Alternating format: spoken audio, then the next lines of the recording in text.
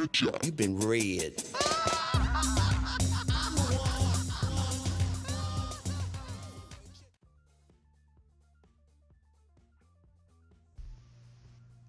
The time was my sophomore year of college.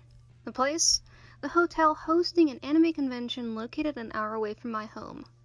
Our friends invited us and even offered for us to crash in the hotel if we were too drunk, tired, or whatever to make the drive back when we left. So my boyfriend Jay and I just started dating officially only a few days prior to getting the invite. He had never dated anyone else, let alone another guy, and was sort of nervous. So we thought it would be a fun way to get past since we both liked the video and anime. Anyway, fast forward to the con. We saw some panels, got some cool stuff in the dealer's room, and took photos of awesome cosplayers. Anyway, we get back to lunch at Wendy's, and it shows up. It was a warthog masquerading as a human female who demanded that we call her Rock-chan. She was enormous, self-proclaimed kawaii badass, wearing vinyl cat ears and your standard Hot Topic goth gear that was several sizes too small for her frame. I honestly felt bad for the characters that were on her shirt as they were stretched up a good bit. She claimed the bondage pants she was wearing were real J-Rock clothes from Japan.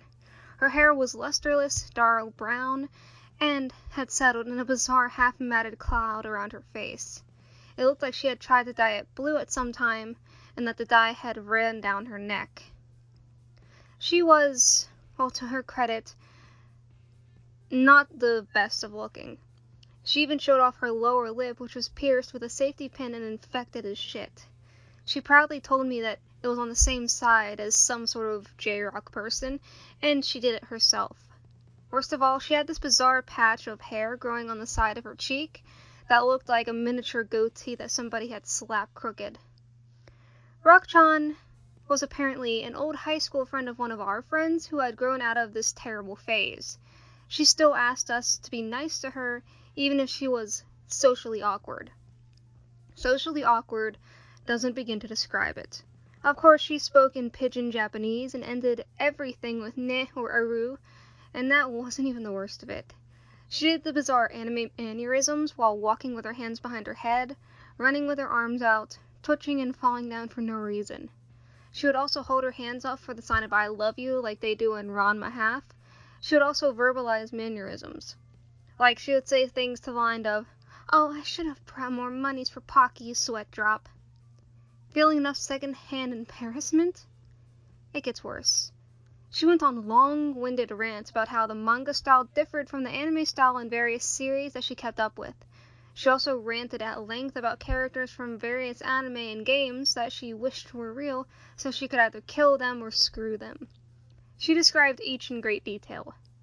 When she wasn't doing either of these things, she was giving us a play-by-play of her favorite fanfics, her exploits in trolling people on Gaia, or meowing like a cat.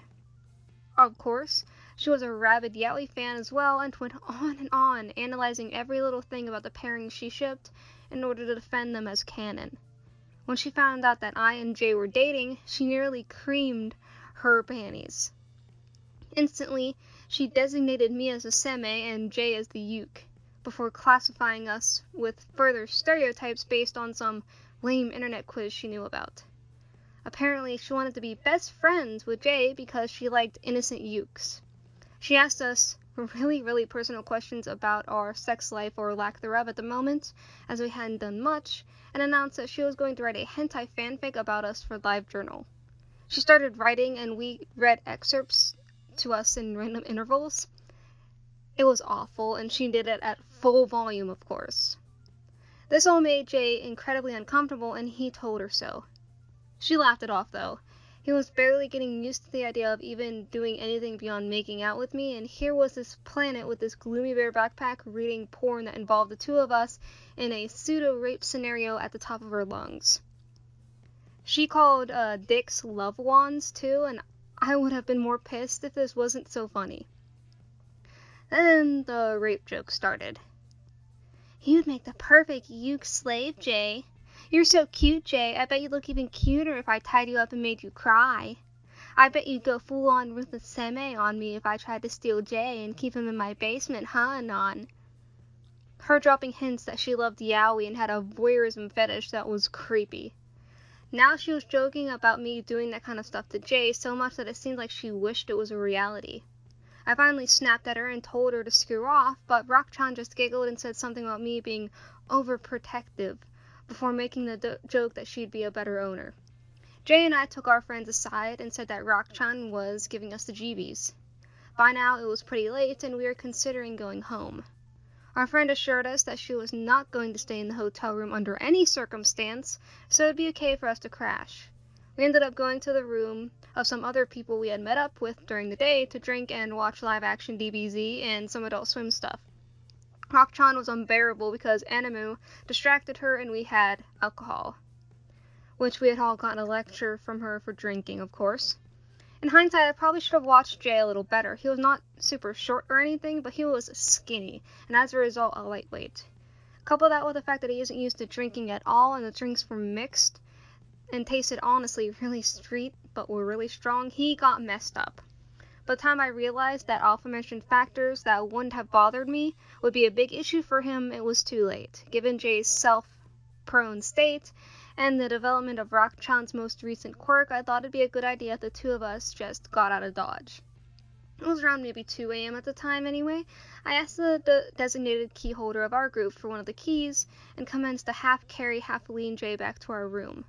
The whole time he was apologizing like crazy because he didn't realize how strong the drinks were until he stood up to pee. I told him it was alright, admitted that I was just glad to be away from Rock-chan and her flappity, braless tits. I was starting to feel careful and cheerful for the first time in that night, because Jay had currently been curled under my arm, and it was so nice to be somewhere and more or less empty. I was in the process of assuring Jay that I would help find his pajamas when he said those fatal words. I think I'm gonna throw up.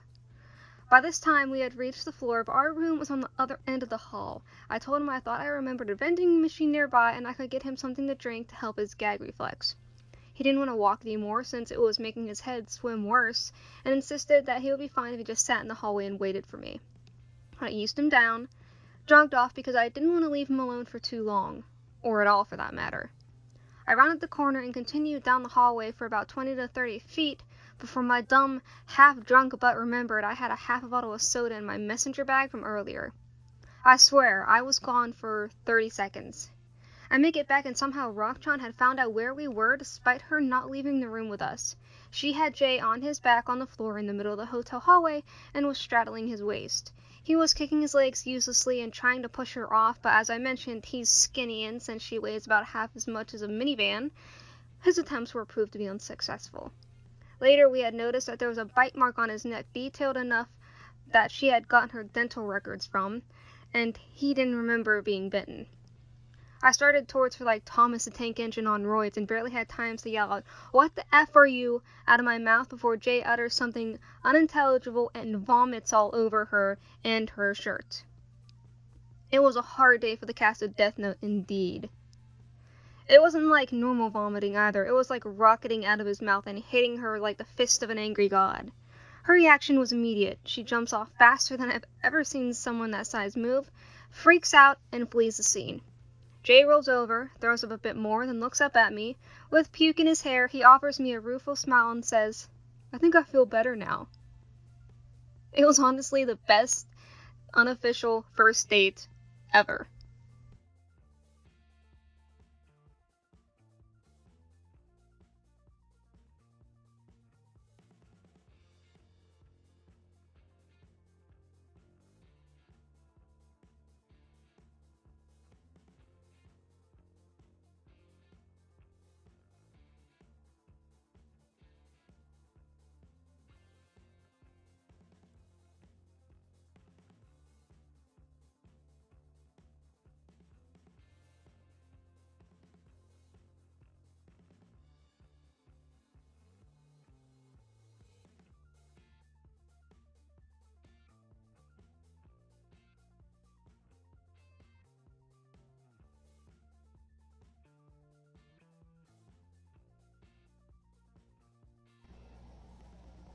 Thank you guys so much for watching. If you like this video, hit the like button. If you want to see more, don't forget to hit subscribe, and don't forget to hit that little tiny bell icon. It gives you notifications for when these new videos come up. I also have a link for my Tumblr, which you can send your own stories to that I will read.